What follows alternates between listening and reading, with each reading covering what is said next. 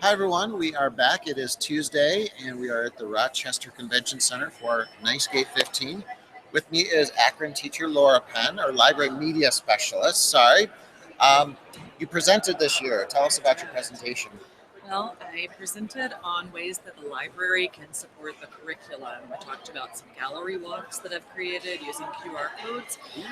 Talked about ways that I can use my blog and my website to help support the curriculum through different kind of incentive programs, featuring book of the week. I put book trailers on my website and put it on the morning announcements. And so that is a way of promoting my collection and promoting reading, and I found it to be really successful. So it's just a few other things. I had a whole page of different resources that I wanted to share and different tools. And talked a little bit about Animoto and making book trailers and some different tools like Flickrs and Kahoots and Kahoot. And so, yeah.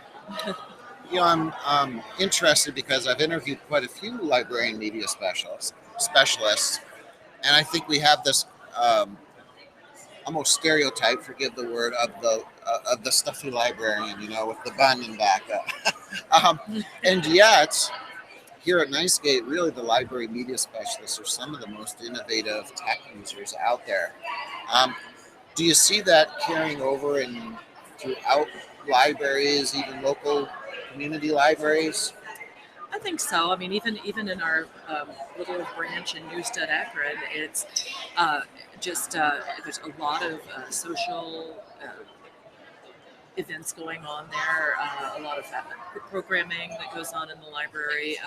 So I think it's starting to be viewed a little differently as more of in some ways a social hub, in some ways, at least the public library, and there's a lot of the social aspect. I think within my own library as well. We kind of kids working together, and they're always kind of surprised when they come in, and it's not the it's not the tomb silence that they're expecting, and Mhm. so they're expecting to be shushed, but then they're not, and within reason anyway.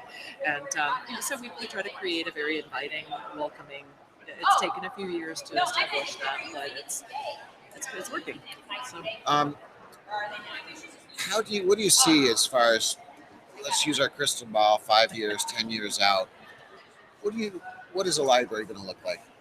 well, I think it will be. I think with the maker movement being what it is, and the power that it's acquired, it's taken on. It's really. I think that a lot of libraries will look like more of a almost like a laboratory than a library in some ways. I think the inventing and learning and thinking is going to be prominent. I think there's always going to be the reading aspect of it, that will be kind of core to the library, but so much more. So the technology, I think, is really going to be in the spotlight. So that's what I see. That's what I'm working towards. So. Do you see the movement from paper hardcover books to digital? Do you think that's going to change the look of a library? In some ways, but I think there's still a very large percentage of people that prefer to have their book in paper form. There's the convenience of having a Kindle or an e-reader, which I do see that, and it's nice. And if you go on vacation, you travel, you can't haul 10 books with you; it's just not feasible. So, Mhm. so there's a place and a time for it. But I do know just from what research that I've seen more recently, as the popularity of ebooks has started to surge, there's a distinct difference in how your brain perceives text, both from a page, the written work, or the printed page, versus a screen. So it's. I don't think it'll ever really go away, but I think there will be kind of like the microwave. For a while, people thought that was going to completely change the face of cooking, and it was going to make the oven obsolete. And we know that it just works in conjunction. There's some things that work in the microwave, some things don't, and then you use it as you need it, and that's, I think, how it would be with reading. So It's a good analogy and one I hadn't thought of, the microwave oven piece. I remember, I hate to tell a tragic personal story. My brothers and sisters and I got my mother a microwave one year for her birthday, and she cried. She did not want to go to the final frontier. But really smart woman. suffice it to say, there's a happy ending. She eventually really, that was her go-to device after a while. So Yeah. the transition can be hard sometimes. Yeah. What did you learn here at Nice Gate this year? Uh, so much. The thing that really was probably my biggest takeaway is the working with the hummingbird robots. I enjoyed that tremendously, and that's something I will definitely be implementing in my library. I'll be purchasing some kits, and even coming home, my son was so excited to see what I'd made. I made this awesome little cardboard snake that moved, and he was very impressed with that. And so I think the potential for that, and being a former art teacher, I did teach art for 17 years before I became a librarian. That kind of building and making is really such a great direction for me. So I see that as being a really huge hit with my students. So I think some of the other things that I've seen are uses of social media.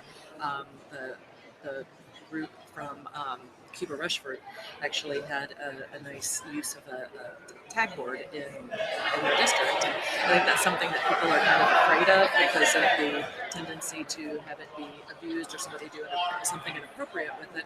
But I think that that's all the more reason to implement something like that, where you do have community involvement and you do have students learning to use it appropriately. And I think that that's an incredibly valuable lesson that they need to be learning, as opposed to avoiding the whole issue and the fear of something bad happening. So, which I understand that very well, but Sure. I think it's really important. So, yeah, I have a very long list of things. I always go away with so much from this conference. It's such a valuable experience. So. You mentioned fear, and someone once told me, I was actually at a stocks and bonds conference, and one person had said, you know, knowledge reduces risk, reduces fear, and I think that's what we always need to be aware of. Is the more you know about something, the less fearful it becomes. Mm-hmm. And he was talking about stocks. Obviously, the more knowledge you know about a stock, the less risk you're taking with it. So the more you know about technology, the more you know about gaming, the more you know about internet safety and privacy, the less risk. And take away that fear, because you're right. Fear can be a debilitating problem. It can also lead kids, underground with their tech use if we try and impose fear on them. So, good points. All right, it's time for the Speed Geek question. So go ahead and spin the wheel and just click the belly button. Take a swipe. There we go. Swipe sideways. Up, down, and swipe. There we go. All right, all right. Conference. Yes. How many library media specialists does it take to start an iPad? Okay, so just click the green button. Oh, green button. Okay. Yep. And if you want to stop it fast, you can just favorite tablets. So iPads from. I wish that. Can I spin again? Because that's something I'm still. We're in the middle right now of investigating tablets, and I really just got my own tablet. I've been using my phone a lot, but I just got my own tablet. Okay, let's spin again. Yeah, I'd like to do that. Thank you. You're fine. I can't give a very articulate answer about that one. Gryffindor or Slytherin? Oh, I tend to. The librarian. It really kind of is very appropriate, and I tend to be very attracted to the dark and scary. Big Walking Dead fan, so I'm gonna have to go with Slytherin, just because I tend to like the villain. Okay, that's fine. Or the anti-hero or whatever. That's right. So, okay, so there we go. Next one. You get 3 of them. Oh, okay. Hey! Oh, okay, there it is. First computer.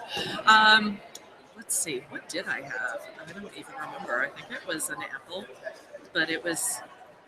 Let's see. It was 92. So what that have been? Yeah, that was an early Macintosh, probably. And didn't they just call them Macintosh at first? I think they did. Yeah, I know the first one I got in my classroom was a G3. I remember that because that was a big deal at the time. So I remember getting 4 of those, and that was pretty exciting. So in my classroom there, that I remember. Cool. All right, one more. Okay.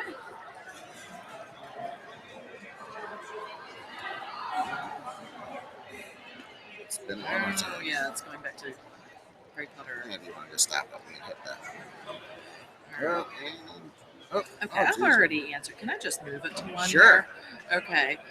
Favorite social network? Okay, I'll go with that. Okay. Favorite social network. Okay. I have several that I like. I really like to use Pinterest quite a lot to get ideas for my library displays. I come up with some really wonderful library displays. My art background is really, very useful there. But I really, as being a very visual person, do well with very visual things on Pinterest. So I think that's probably my favorite. Although I'm coming to get more comfortable with Twitter, so I think that may be a favorite next time you ask me that question. Yeah, I love Twitter. So, yeah. Okay. Okay. All right. Well, All thank right, you, fun Laura. times. Great seeing you again, and hopefully we'll see you next year at the Nice Geek. Oh, you will. Barring unforeseen disaster, I don't know. All right. All Enjoy the rest of the conference.